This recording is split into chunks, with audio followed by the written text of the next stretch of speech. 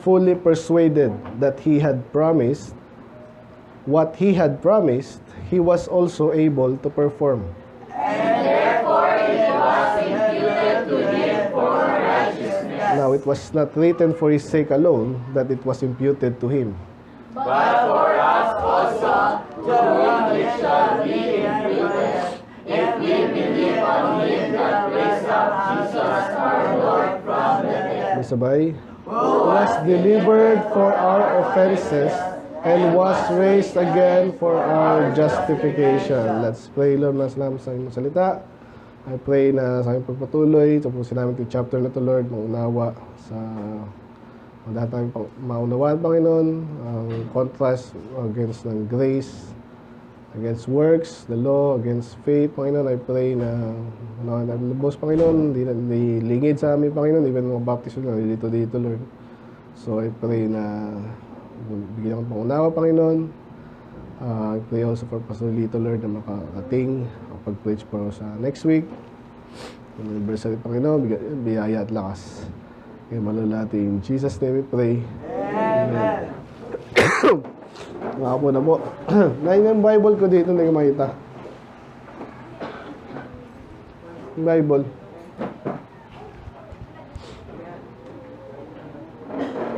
Ilang umuha. Anyway. Sabihin ko, nakalimutan ako eh. Anyway, okay lang. Sige, bale. Magandang umaga po sa lahat. So, doctrine po ulit tayo. By the way, sa next week, hindi natin ang topic na binigay ko sa mga napakimportante ng doctrine. So, kaya last time, no? Tsaka last week, ginawa natin, kinakabisado kasi ito, napakaganda. Ang ganda na yung pag-aralan natin. Yung ganun. And yung verse by verse na pag-aaral nakita ko talaga mas siya lalo pag ganito. Siya minsan may mga points tayo. Ganun din tayo pag Thursday, pero lalo ito maganda yung mas lalo nating makuha. And i-walk through natin lang yung verses, passages. Nasa may nakalimutan ako, share ko sa inyo. Saglit. Okay, naka-open na pala to. So yung dinodrawing natin last time dito, nilagay ko na sa table para mas madali, no? Lagay ko lang, ha.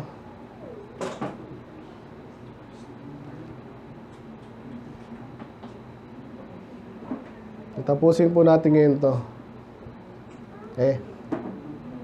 Bluetooth. Alala niyo yung natin, dinodrawing ko dito. Accept.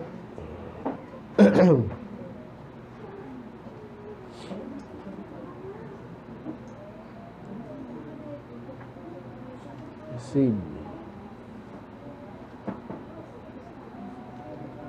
Yan. So ito po yung kino-contrast natin kasi may mga bagay na problema niyan. Kasi Aiden. Dito ka na, Aiden, oh. Stephen, nagtago ka na naman dyan.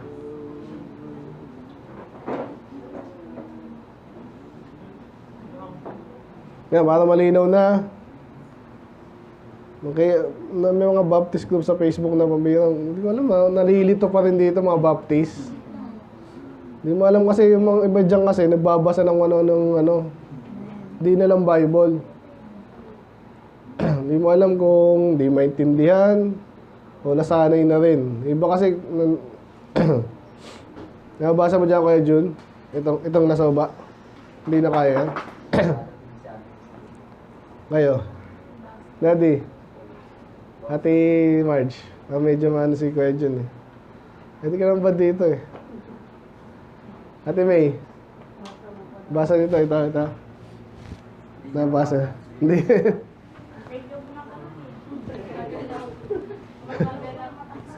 Ikaw, ano, Teji, kita naman, no? Bata ka pa eh. So, ayan, pakita ko sa inyo yung last time. Para bagalan na natin kasi yun nga, nakakatakot mga baptist yun ha, nalilito. Ano ba to? Hindi na sa IQ minsan eh. Nasaan yung notes natin? Nasaan yung notes? Ito po ha. Ayan, napakahirap kasi, di ba? So, sineseparate natin, kino-contrast, compare, yung tama at mali pagdating sa kaligtasan. Kaya nilagay ko po dito, kung mapansin nyo, sa taas, context, salvation of the soul of the individual. Yun ang pinag-uusapan natin. Huwag mong papasok yung ibang bagay muna. Kasi lagi nila, James 2, parang kala mo, scholar na ewan, oh, sinabi sa James 2. Ano ba? Yun ang nakalimutan ko, no? Justification, yan sa James 2 kasi, justification before men. Ibig sabihin, ang pinag-usapan justification, kaya daw dapat kang gumawa ng mabuti, maganda naman, para yung mga ibang tao, makita na okay yung pananampalataya nyo. Pero pagdating sa kaligtasan, ng kaluluwa kasi, before God yan. Justification before God. Na makasalanan tayo lahat, hindi tayo justified. Pero, pag nanampalataya ka kay Jesus, no, tinanggap mo siya, tumawag ka sa Kanya, ligtas ka nun, justified ka nun. Yun yung malaking pagkakaiba. Kaya dito sa chapter 4 lang po ng Romans, ang dami dito kinontas, yung gift, reward, para yung binibigay yun. Pero yung gift, actually reward pwede mo yung tanggihan, di ba? Pero, hello. Reward yun eh. Hirapan mo yun. So, pag binigay sa'yo, tatanggapin. Yung gift ngayon, pwede rin i-reject, pero libre. So, grace yun. Kaya nga, parang di na mahirap eh. May visual ka na, sinasabi na nga, nakikita mo pa. Okay, pag di ka pa naman. And then, yung faith, though dito sa chapter na to, for faith, pero kaya kino-contrast sa plus good works. Kasi pag may dagdag na good works, maganda yung good works. Kaso pagdating sa kaligtasan nga, hindi yan kailangan at talagang hindi dapat. Kasi pag iniisip mo na ililigtas mo yung sarili mo, dadagdagan mo yung ginawa ng Panginoon, ano yun? Sablay na yun. Amen. Kaya yan, kinokontas natin. Pag grace, faith lang. Walang kasamang mabuting gawa. Pag works, ang pinag-uusapan, edi good works. Lang naman bad works. So again, maganda yan, pero hindi yan sa kaligtasan. Hindi requirement. And then, mga ano lang to. Para mga keyword, mamaya, ano natin eh. Babalik natin ng konti yung last week. Pag grace, libre. Pag works, utang. Pag utang, kahit minsan, nagamit mo na, pero still, kailangan bayaran yun. No? Either ikaw may utang sa kanila, or again, parang nabanggit natin last time, so, sweldo naman, nagtrabaho ka na ngayon, talagang kailangan niya ibigay yun. Hindi yun salamat po, binigyan niyo aking sweldo. Hindi ganun yun. Pasalamat ka ba doon sa sweldo mo ngayon eh? Utang niya sa iyo dahil trabaho ka. Naintindihan?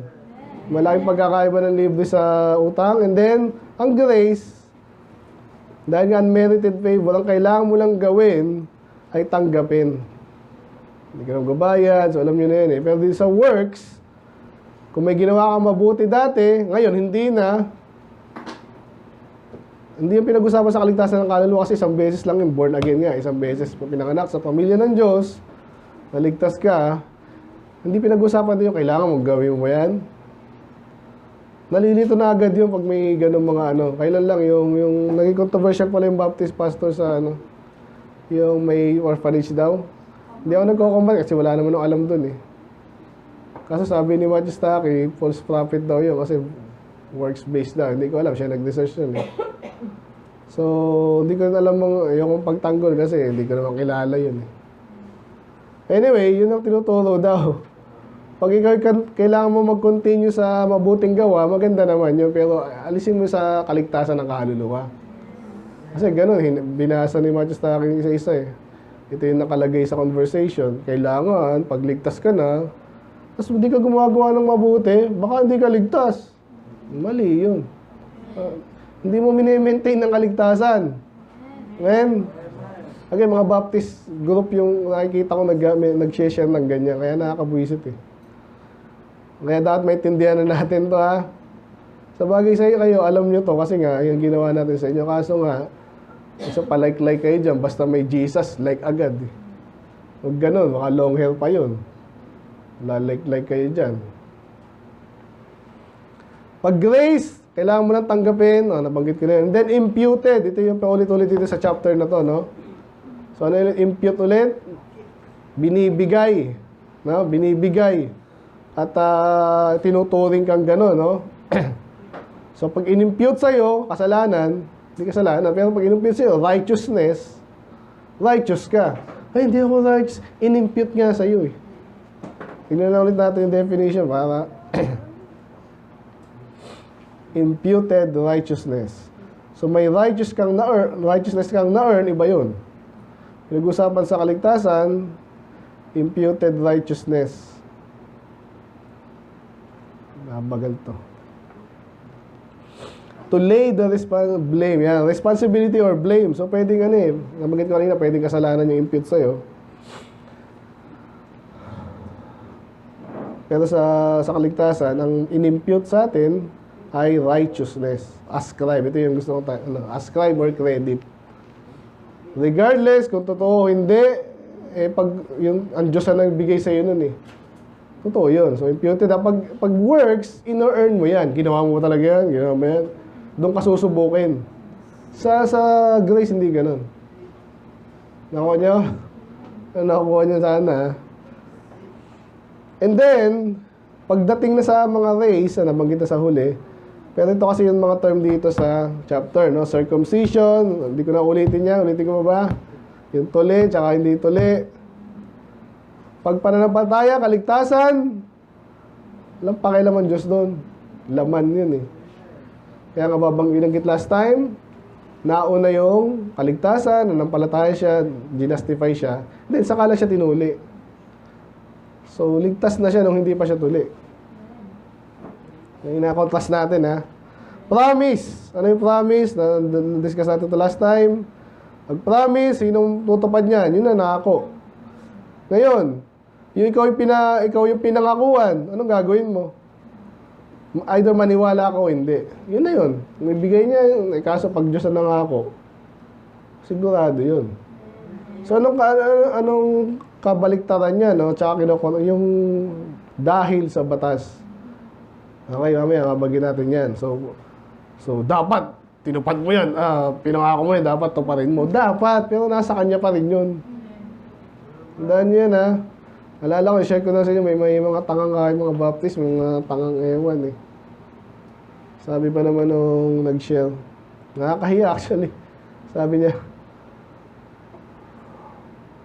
yung mga mayaman na churches, mga heretic yan pag hindi daw tumutulong. Kasi kaya siya daw merong, kilala daw siya na, parang tayo, meron tayong extra piano dito. Kasi ginagamit din natin. Pag may nangangailangan doon, di natin binigay, heretic ba tayo? Sabi ko naman, heretic. Hindi mo ibig sabihin ng heretic. Sa turo yun. Kung sabi heretic, so, nakakaawang, nakakaasal, nakakahiya. Kasi nasa kanya yun kung mabibigay sa'yo. Kaya po yung gano'n, huwag kayong... Sa church kasi minsan may mga ganyan talaga. Dito kasi wala. Kasi nga, alam nyo naman yung ano natin dito, kalakaran natin dito. Eh. Pero sa online kasi, minsan nakakadala yan, mga utak komunista ba? Ba't meron ka yan? Ako wala. So ngayon, gano'n ang promise. Pero pag works yan, kailangan yan. Nasa batas. Dapat equal rights. Napaka-controversial din naman yun eh. Intindihan niyo ba? So, ang dami natin mga dadaanan dito eh. And then, pag-grace, sa pamamagitan ng pananampalataya. Personal. At, naintindihan mo dapat muna. Kung tumanggap ka sa Panginoon, hindi mo naintindihan, wala rin yun. Actually, kasi yung mga ganung bagay kasi hindi na kailangan banggitin. Pero sa panahon natin ngayon, kailangan banggitin kasi nga maraming ewan eh. Hindi nyo, pag grace, yan ay sa pamamagitan ng pananampalataya, pag works, sa paggawa ng mabuti or sa pagtupad sa batas. Sabi ng to the law. Yun ang sasabihin mamaya eh. Ibig sabihin nun, kaya mo ginawa yun kasi sabi ng batas. Natin yung magkakaiba. So pag faith, mayroong reference sa personal na tao. Kaya nga alam yung baptist, mayroon tayong isa sa mga distinction natin yung ano eh. Ano yun? Individual soul liberty. Naalala nyo pa yun. Ikaw magpapasya. Hindi ka pipilitin. Kahit sa pagkaligtasan, ganoon din sa paglilingkod. Kung ayaw mo, sabihin ko yan, mali yan. Hindi kita hatakin dito, di ba? Ganoon din sa pera, hindi ka nag-tithes. Hindi ka gaganunin. At maraming bagay pa na kailangang pagdesisyonan, sarili mo lang. Ngayon mga bata, kinukuha natin sa leadership yan kasi bata pa yan, minsan hindi niya alam yung ano. Kaya habang nagmamature yan, ang pinapapabatid natin sa kanya, bandang muli, anak, ikaw mag-decide sarili mo. Then last two is sure as mamaya itong adaanan itong mga huli dito eh, no? So pag pananampalataya at pangako, pwede mo siyang masigurado. Kasi pag works, di ba lagi kang ano eh, worthy enough ba ako? Ganyan. Kaya walang assurance yung mga yan, nagdududa sa kaligtasan. Kasi dinagdagan nila eh. Kailangan gumawa gano'ng kabuti, ilang mabuti. Naku, baka hindi pa ata. Yung nakaka-asal diba, tigas naman ang mukha. Oo, okay na to, basta. Sino nagsabi sa'yo? Basta, okay na sa Diyos yan. Pinangunahan mo pang Diyos ngayon. Pero kung pinangako ng Diyos na malinaw, naniwala ka doon, sigurado yun. And then last is, yung bandang huli na mag-aaral na mamaya, ito medyo obvious na rin to, pero maniwala kahit sa ngayon. Kahit mga Baptist again, mataas ang expectation sa Baptist kasi yan yung ano eh. Diba, nalilito pa rin dyan. Yung iba dyan, I support Israel. Tapos hexagram. Nakita pa naming church meron pang hexagram dito. Display sa kanila hexagram. Nalilito na kahit mga Baptist, kaya mamaya, pag-aaral natin na walang pakialam ang Diyos dyan, ha? Ha? May candlestick pa? Ang tindi na nun, ha? Ang tindi na yun. Mga Zionist na talaga yan. Excuse. Iba naman kasi may mga Hebrew roots, ganyan. Mali din yan. Okay. Yeah, walang pakialam naman. Tatakil natin ngayong umaga yan. So, natapos tayo last time dito po sa verse 17 ba yan?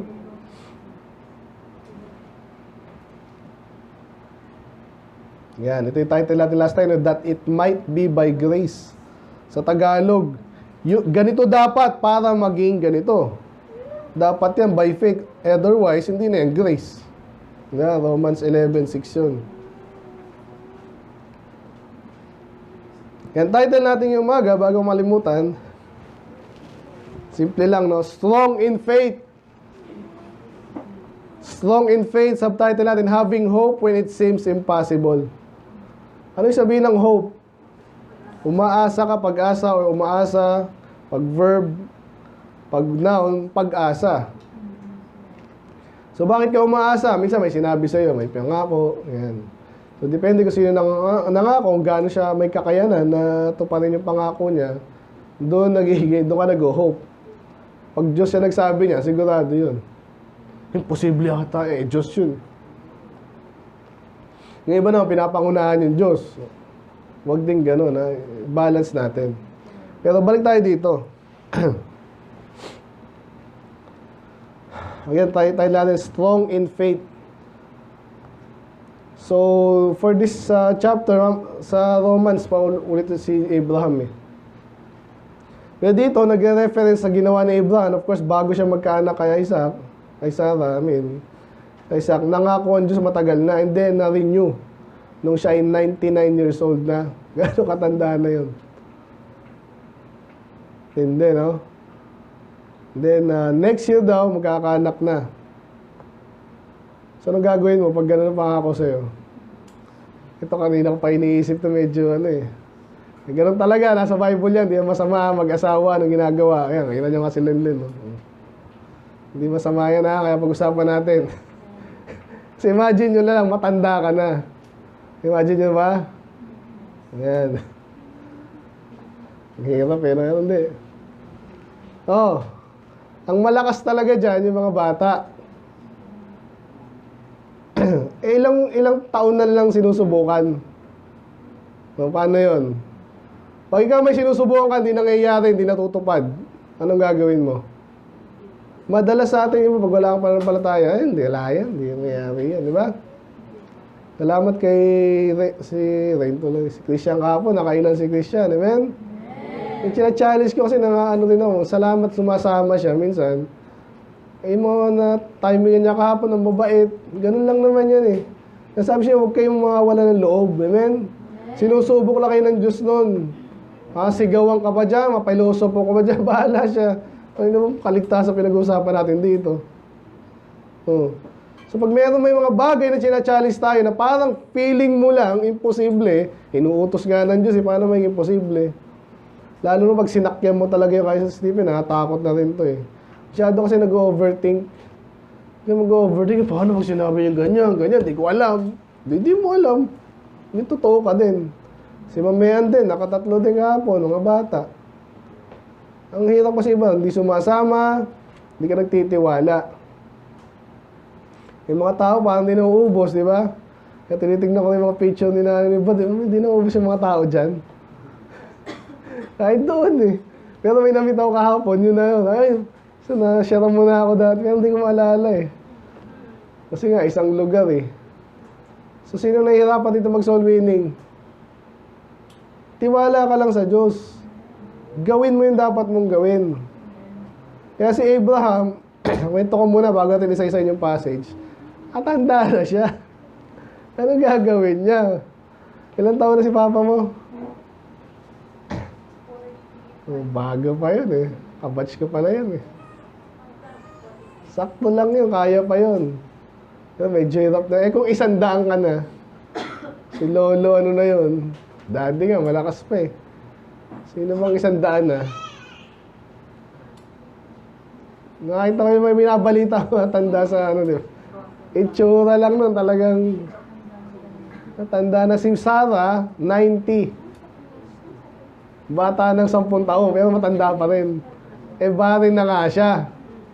Paano magkakaanak? Ang matanda na, barin pa, imposible na eh. Kaso nangako ang Diyos.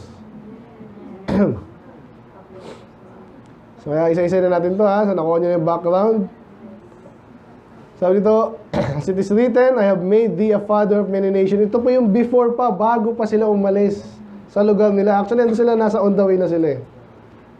Nung pinangako sa kanya ng Diyos yan, medyo bata-bata pa sila pero matanda na rin. At barin talaga si Sarah.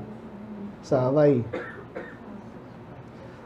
Before him, whom he believed, even God, inilinaw lang na, kanino ba siya nanampalataya? Nung, yun nga, ang tanda niya na, tapos susubukan niya pa, iba, huwag na, ayoko na. Sinubukan niya pa rin. Who quickened the dead, kasi nangako sa kanya, ang Diyos, ang Diyos nga, kahit patay, binubuhay. Ano mas imposible doon? Kaya nakita niyo dito, medyo may reference din kay Jesus, mamaya lalo na. Si Isaac, type ni Jesus yan eh. So, ba't di ka maniniwala sa Diyos?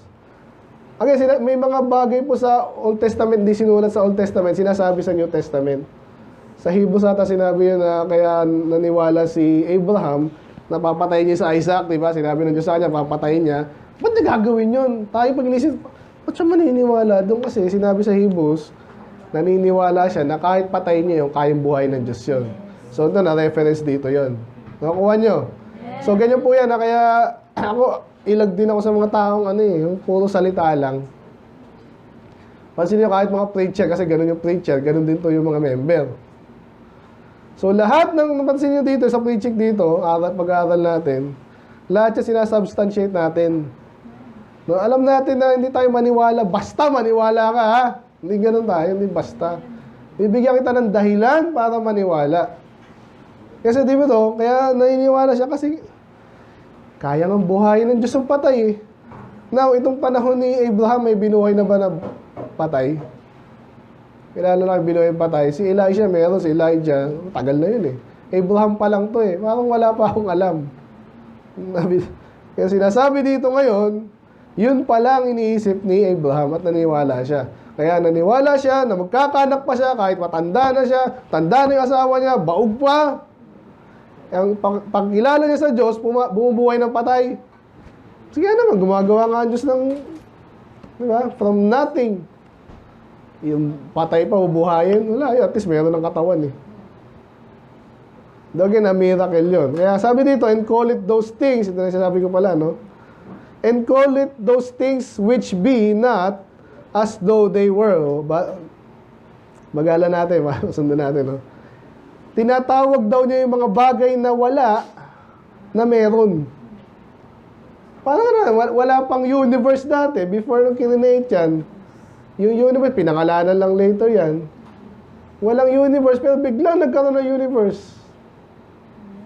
Dati walang Elizabeth, ngayon nagkaroon ng Elizabeth. Saan ang galing yun? Hindi dahil sa Diyos, kahit anong gawin nyo dyan, wala yan. Di ba ganun yan, pag bagong tatay, parang miracle eh. Kahit ako dati, oh, good. Tinitingnan ko, liliit ng mata, liliit ng ilong, tapos gumagalaw. Tapos nag-ihikab pa, uy, totoong tao na to, hindi na to ano. Ito manika. Dumedede, nagupupo. Galing yun. So, pag gano'n ang pagkakilala natin na tama sa Diyos, na siya'y bumubuhay ng patay, gumagawa siya ng kahit ano, from nothing, maniniwala rin tayo na kahit mas madali pa nga yung magkaanak sila eh. Okay? Ito yung subtitle natin, who against hope, believe in hope. Ang ganda ng term ng Bible, no? Kasi pag nabanggit ko kanina, pag ikaw yung umaasa kasi may pangako, may chance, no? Paano? Yayaman ka daw. Paano mangyayari yun? Kasi matalino ka, maganda sweldo, opportunity, hindi, yaman ka. So, mainiwala ka doon. Medyo, di ba? May bata pa siguro si Jared. Sino man yan? Balang araw, magkakaroon ka ng ganyan. Totoo kaya yun? Papaliwanag siya. Kasi matalino ka. Okay. Nakita mo si ganyan? Dati siyang ganyan. Anong katulad mo? Ganyan. Okay. So, umaasa ka ngayon kasi merong sinabi sa'yo na it makes sense. Na pwede nga nang yumaman. Ano pang gusto niyo pangarap? Pwede ka ba maging presidente ng Pilipinas? Mark? Ha? Pwede, di ba? Ayon sa Erap nga, naging ano eh. Katawang ewan, si BBM nga eh.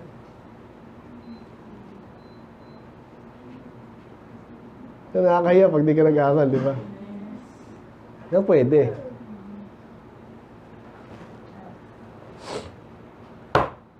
Pag parang hindi na talaga pwede, kunwari, ano may posible? Bago tayo balikan natin to. Ano yung posible mangyari? Pwede ka ba manganak? Imposible yun. Mga baliw na yun. Pero sa Amerika daw may mga ganun. Mga baliw talaga eh. Kesyo ratanin mo na kung ano. Yung posible yun at mali yun. Pero pag magandang bagay na lang, wala akong maisip sa ngayon eh. Pero yung isang taong sinong kilala ng genius? Sino may genius daw? Si Einstein. Hindi daw masyado matalino yun dati. Yun ang sabi. Hindi siya yung tipong kinakitaan agad ng hindi katulad ni Isaac Newton. Yung talaga bata pa yun. Nakitaan na ng ano eh. Si ano daw, hindi.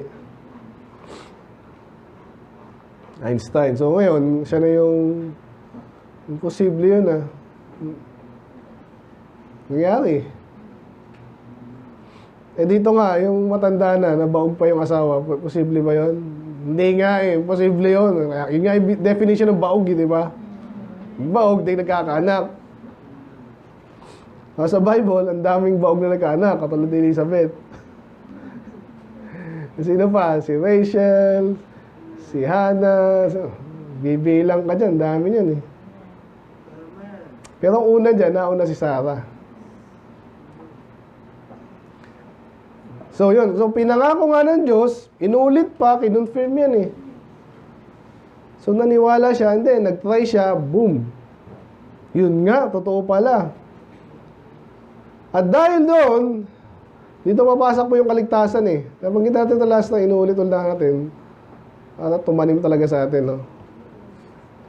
At dahil ikaw ay maiging tatay, hindi kay Hagar, hindi doon. Kasi nagkaroon siya ng kasalanan din kay Hagar. Hindi naman niya asawa yon, hindi legit yon. Papayag ba ang Diyos, doon niya i-erase yung nation niya sa illegitimate? Hindi, doon kay Sarah talaga. Nung nanganak nga si Sarah, posible na ngayon yung pinangako sa kanya ng way before pa, na siya ay magiging tatay ng mga maraming nasyon. So, pansinin natin ito ngayon. Pag ikaw ay tatay, anak mo, nation mo lang yan. Tama ba? Kung nagpe-pay attention tayo, yung mga nagbabasa ng Bible, mapapansin nyo, paano naging many nations? So ngayon kasi alam na natin, kaligtasan kahit ang nation ka pa. Kaya hindi lang nanggaling kay Isaac sa laman niya yung tinutukoy dito, kaya may reference to sa Christianity, basically. Na manampalataya ka, maigi anak ka ni Abraham, may anak si Abraham na nanampalataya, Amerikano, Indiano, Pilipino, nanampalataya eh. So ngayon, si Abraham, posible na talagang accurate na tatay talaga siya ng maraming nasyon. Dahil sa pananampalataya yon, hindi sa anak lang.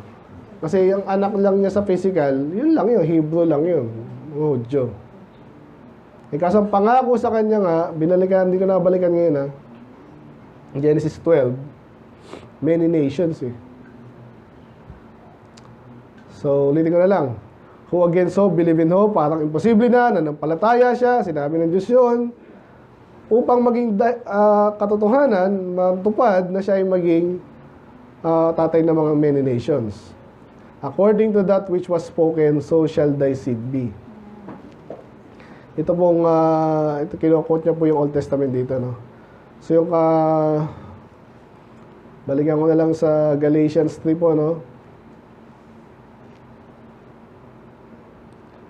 Maganda, inuulit-ulit kahit ganun. Ibasa, ready, go. Know ye therefore that they which are of faith, the same are the children of Abraham. Inulit lang po, no? Pero dito ang Galatians kasi, ni-address niya yung mga heresy din ng mga Judaizer.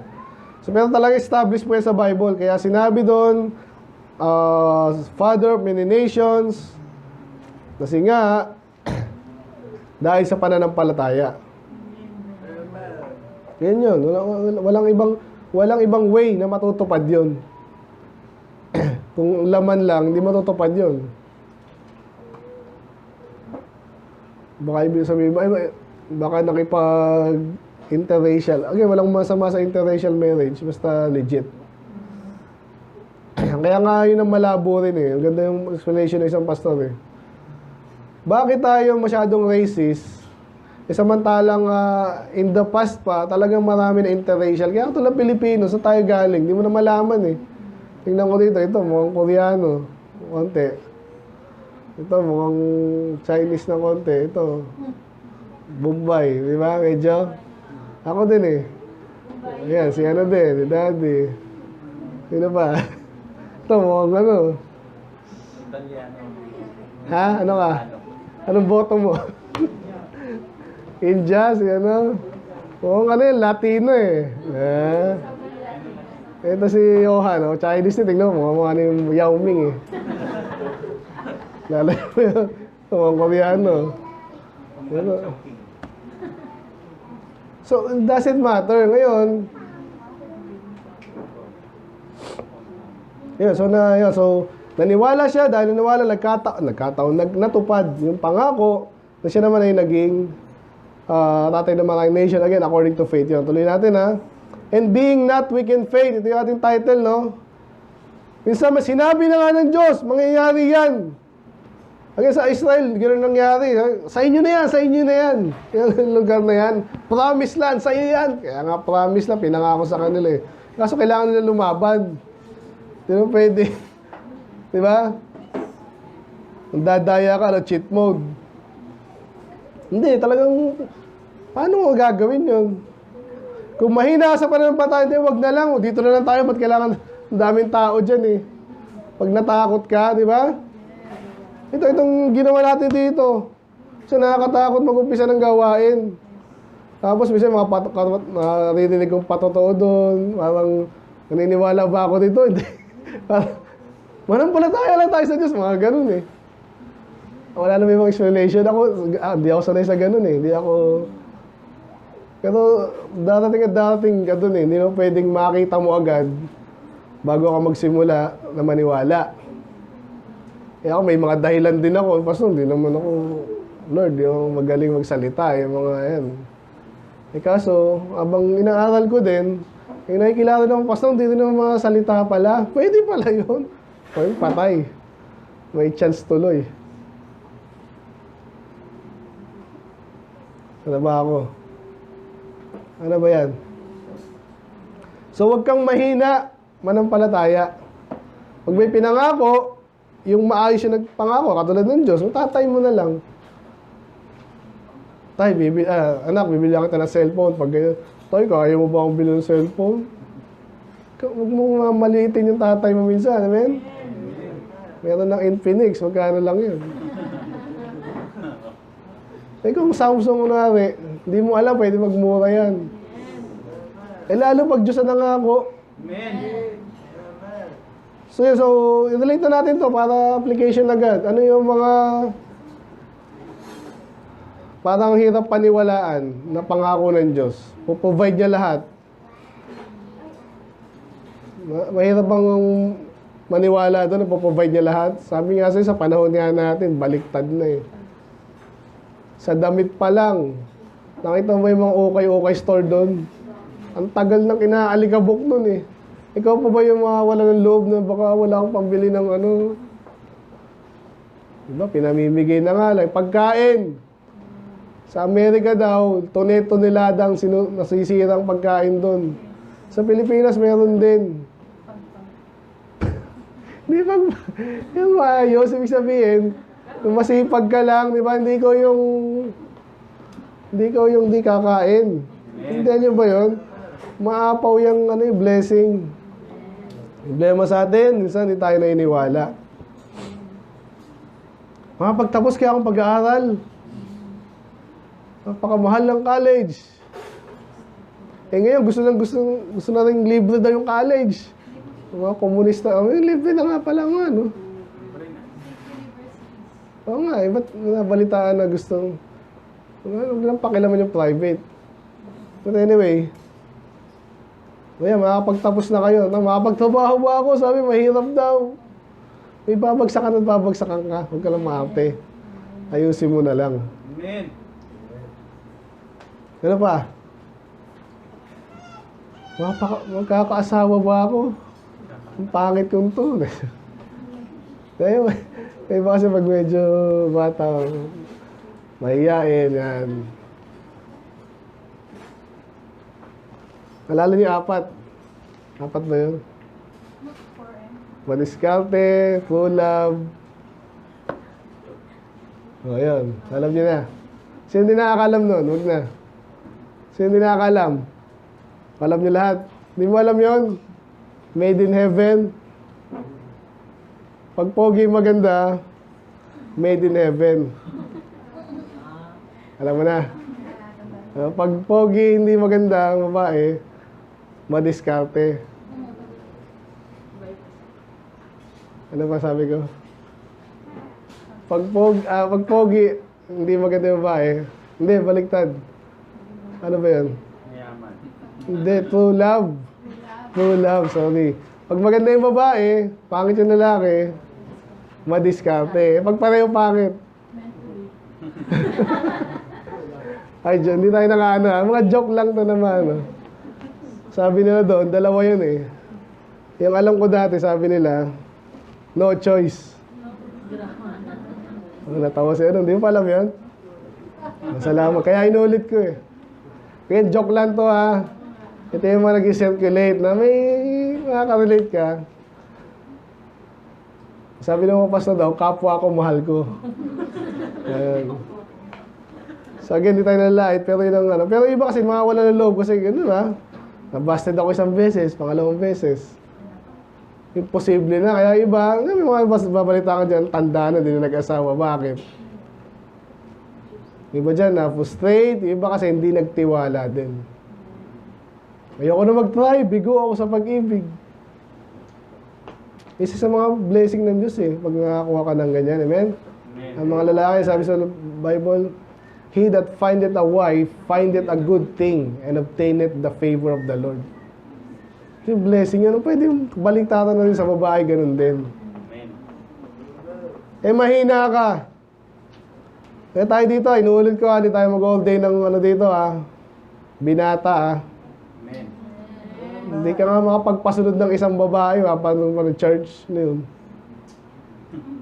Kaya nag-aano sa bagay, hindi naman missionary si, tulungan lang natin.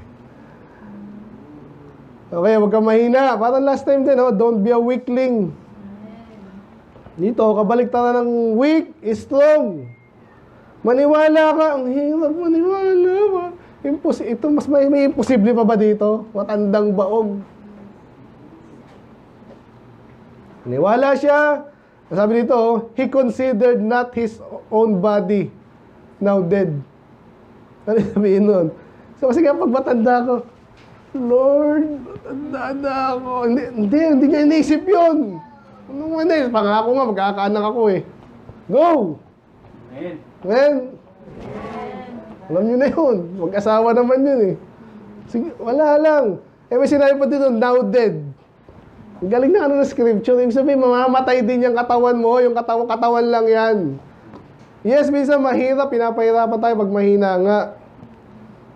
Pero pag pangako nila Diyos sa pinag-uusapan eh. Amen.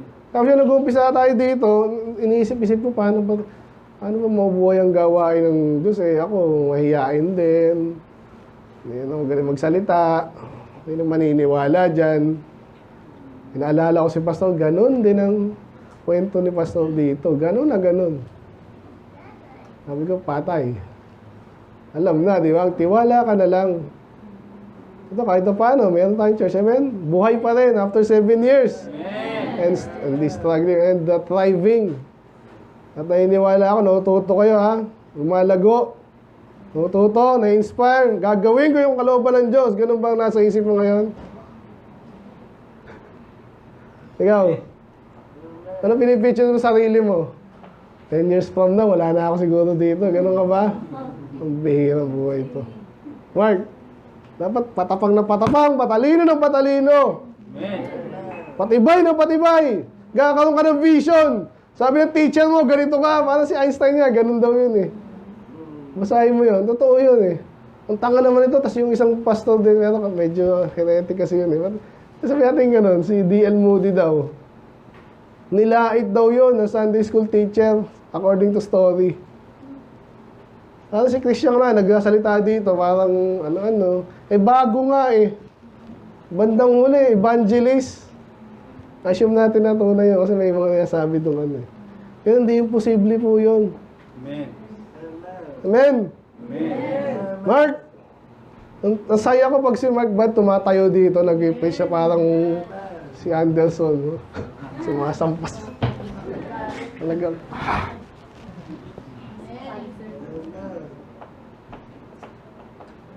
kasi naniwala siya eh. Diyan nag-uumpisa po, kaya nga, may malalim tayo analysis of faith, naalala niyo yung ating preaching. Diyan nag-uumpisa lahat. Yung iba nilalait nila, maniwala ka lang. Yun lang. Naniwala ka ba doon? Yung tanong sa kanya. Kung nuggets na yun. Huwag mong lalaitin yung pananampalataya. Amen. Diyan nag-uumpisa lahat. Amen. Lahat ng kung ano na-accomplish, kung ano man yan, nag-umpisa, naniwala ka muna. Ganun yun. Eh si Abraham, ganun din. Maniniwala ba ako? Sige, yun ang pangako ng Diyos eh. Nagkaanak sila ngayon. When he was about 100 years old, neither yet the deadness of Sarah. So dalawa kasi yung problema niya. Siya, asawa niya. Sa ministry, ganyan din po yan. Paano iba, minsan nagsisisiyan eh. Mga mag-asawang pastor, yung ano ba? Pag gano'n, ang hirap nun. Nagsisi, kasi si ano eh. Pag nag-asawa ka, talagang teamwork na yan. Walang kalasan yan. Anong iniisip mo? Ganap ka pa na iba. Ano yun? Hina naman na ganyan eh. Eh, kayo na eh.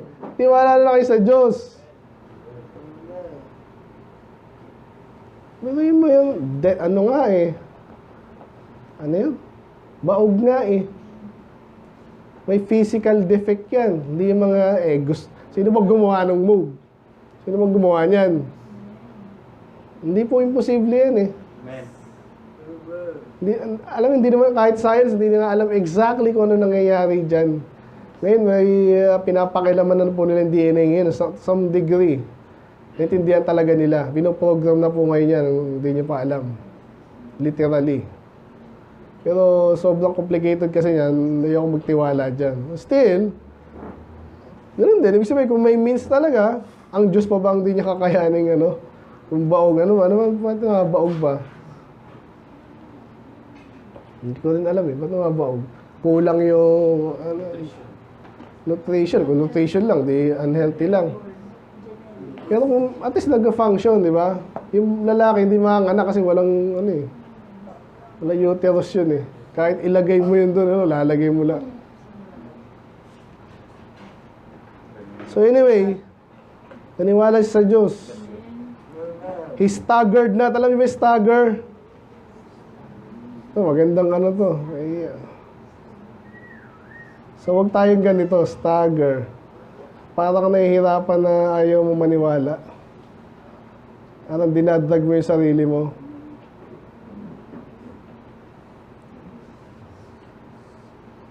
To move unsteadily, yan. To waver in purpose of action, hesitate. Rock violently. Ano na yun ba yan? Masabi ko kanina yung matanda.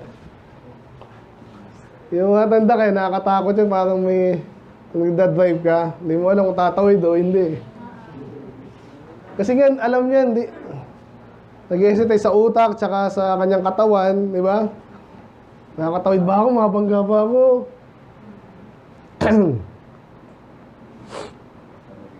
Yan, ngayon ano yung pinapakita sa Diyos na pwede mo magawa na hindi ka pa soul winning na lang eh.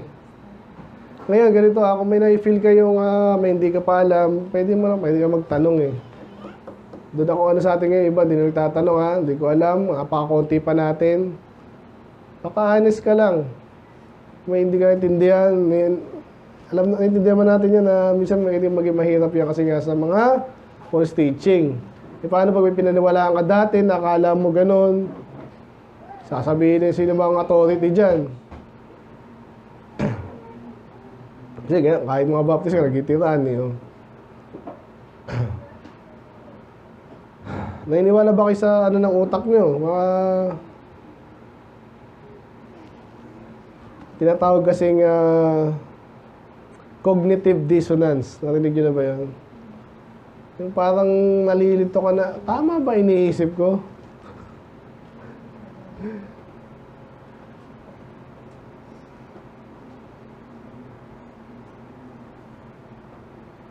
Yung dito that two words kasi this.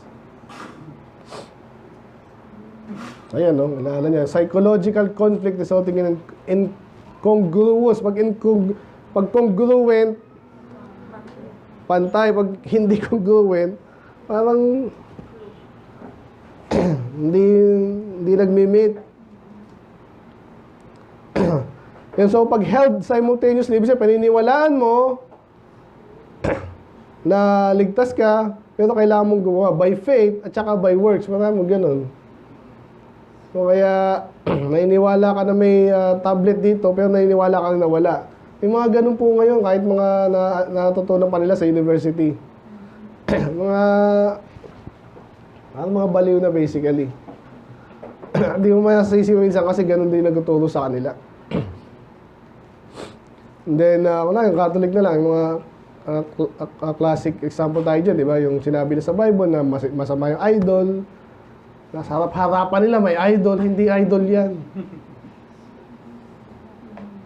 Ano pa talaga? Tayo na punta doon.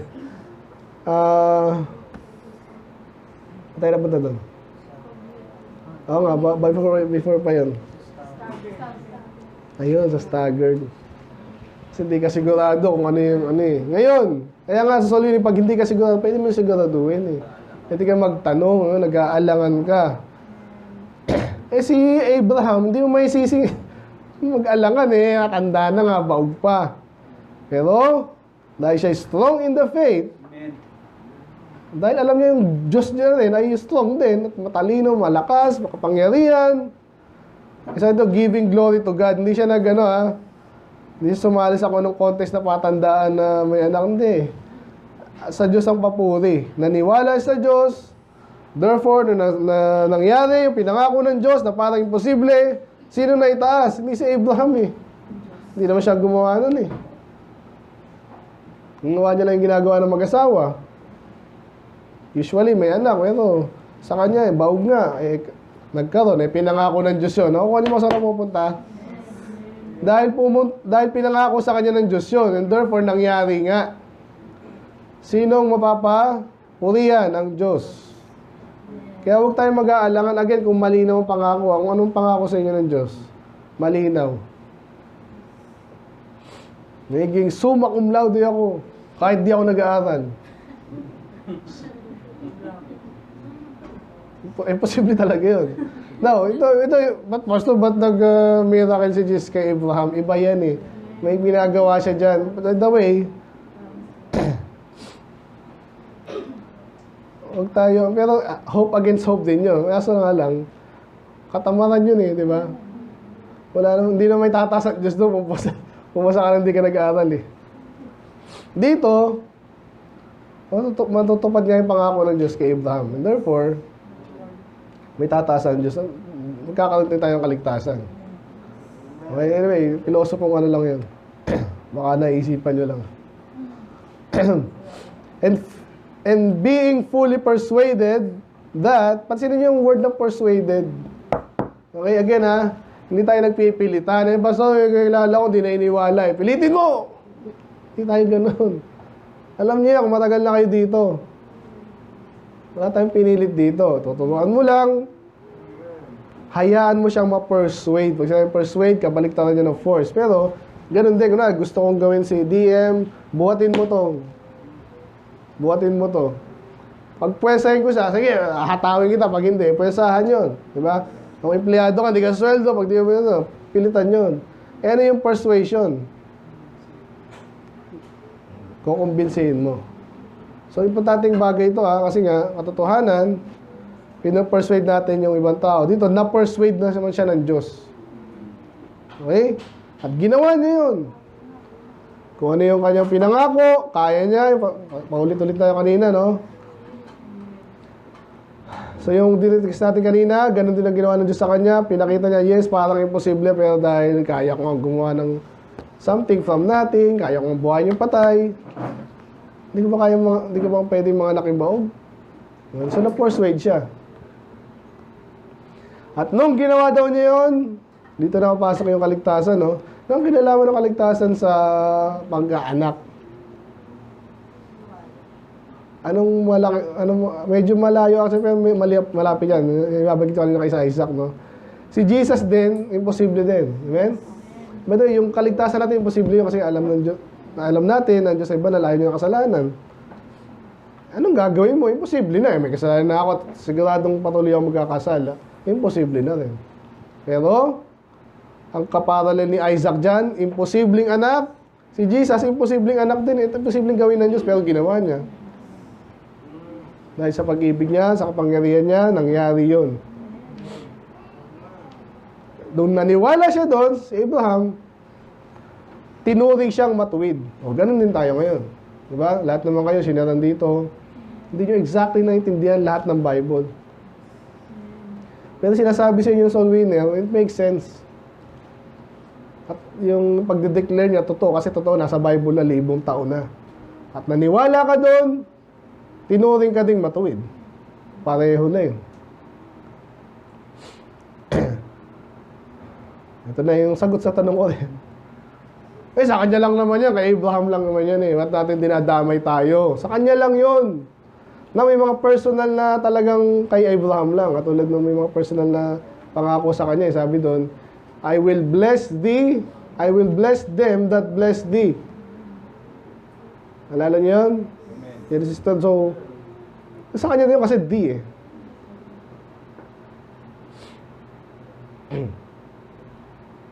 Saan ba tayo? Ayan, so kaya, sa kanya lang ba yun o sa atin din? Hindi, sa kanya lang yung kwento, sa kanila lang eh. Kaso in-interpret nga ng New Testament. Okay, maganda dito, New Testament na nag-interpret para sa atin. Kung sakaling hindi mo makakita yung sa Old Testament, pinanganak sila, nangako na magkakaanak, anong kinalaman sa akin nun? Hindi ko makita yung connection eh. Kaya sinabi na dito, sinulat ba yun para sa kanya lang? Now, it was not written for his sake alone. Hindi sinulat yun para sa kanya lang. That it was imputed to him. Na talagang inimpute sa kanya itong isang word na to. Talagang sinabi to sa Old Testament, sa Genesis. Nung naniwala siya, it was imputed to him for righteousness. Kaya kung sa Old Testament ka na nagbabasa, kala mo kwento lang, yung medyo di mo mapansin to actually. Di mo mapansin yan. Pero dahil, ito na, in-interpret ng New Testament. Kaya pala sinabi yun, importanteng point pala yun. Nung naniwala siya, naging righteous siya. Sa kanya lang yun, hindi. Sabi dito, but for us also.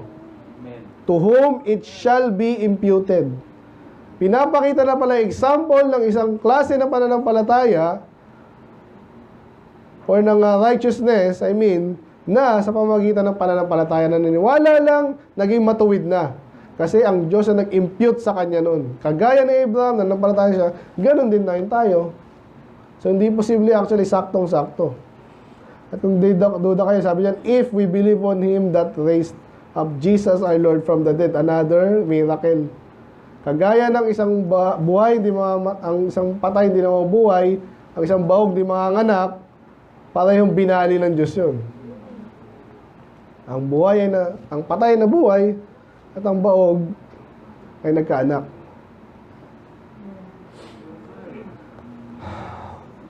Speaking about Jesus, who was delivered for our offenses and was raised again for our justification. So, dalawa yan ha. Tayo may kasalanan, may penalty ang kasalanan, impyerno yun, tayo niligtas. Okay? Delivered is niligtas. Eh bakit kanya ka labang mabuhay magmuli? Nagbayad na siya eh. Di bayad na. Bayad na. Ligtas na. May kasamang justification. Kung siya binuhay magmuli, bakit siya tayo na-justify? Kasi nga, alam niyo yung pagkamatay ni Jesus, ano yun eh, injust yun eh. Hindi yung patas. Diba? Pag doon huminto yung kwento, sandali, parang hindi patas. Maging matuwid siya, okay, namatay siya, patay na siya. Ligtas na tayo lahat. Eh kaso hindi just yun. So ngayon, nung tatlong gabi, sapat na yun. Diba? Ang hirap nun, diba? Ginagaya ko rin yung ano ni Brad, napasok ka eh. Ang gandang ano kasi yun eh. Napasok ka na ba? Eh kung isang oras ka nakapaso na ganun ka lang. Ang sakit nun. Eh kung buong katawan mo. Eh kung isang araw. Sapat na po yun. Hindi mo lang naramdaman. Hindi lang naramdaman sinubukan. Talagang bayad mo yun. Pero para hindi mahuntulang doon, dahil si Jesus naman ay talagang worthy, binuhay siyang magmuli. Amen. So tayo, ma-picture din sa atin yung talaga na nampalataya tayo. Anong gusto niyo? Gusto niyo lang marusa lang? Gusto niyo lang, ano siya, nag-iihaw sa impyerno? Gusto ko lang masarap mag-iihaw eh. Hindi. Mahal niya tayo, pero kailangan parusahan. Eh kaso nga, pag nanampalataya tayo sa Panginoon, ligtas na tayo doon. So, ang hirap yan, pero sana nakukuha nyo. Balikan ko lang to, ha. Ito yung mga terms lang. Minsan may mga ganitong exercise, eh. Para later, pag nagbabasa kayo ng Bible, alam nyo na may kino-compare and contrast. So, give, faith, free, receive only, imputed, circumcision, also, so in-include, yes, and circumcised sila, pero included sila sa ligtasan. Pwede silang maligtas, hindi automatic, ha, pero pwede. In contrast, sa dati, dapat tuli ka. Hindi ganoon. Then, promise, through faith, at pwedeng siguraduhin, at open yan sa lahat ng nationality. Sila naintindihan niya yung gospel. Kaya nga kung hindi sila nakaintindihan ng English, kung kaya mo silang abutin, aralin mo yung language nila, ang ginagawa ng mga missionary yun. So itong kabaligtaran naman, reward, maganda rin lahat yan, pero normal yan, reality yan. Kaya pagdating sa kaligtasan ng kaluluwa, kalaban yan. Okay? Kalaban yan. Huwag mong ihahalo sa kaligtasan, reward, good works, utang. Ay, utang ng Diyos na maligtas ako kasi yung bait ko. Katay, mali. Tapos kailangang i-maintain, naligtas ka ngayon, wala ka ng Diyos, pwede ka niyang sipain. Hindi tama yun. Earn. Hindi ikaw mabuti dahil kaya ka naligtas. Wala sa lahi, wala sa batas. Ayun na. Malinaw na ba? Amen. Baka hindi pa. Ulitin natin. So, napakaganda nito. So, chapter 4 pa lang yan. Jump back na ng example ni Abraham kung paano siya na-justify by faith.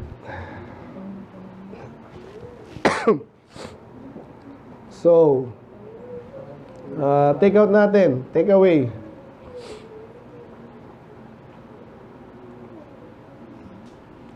Be strong in the faith. Yung katulad ni Abraham. Yun yung pinaka-take away natin doon. Dahil siya ay nanampalataya at hindi lang basta nanampalataya, malakas.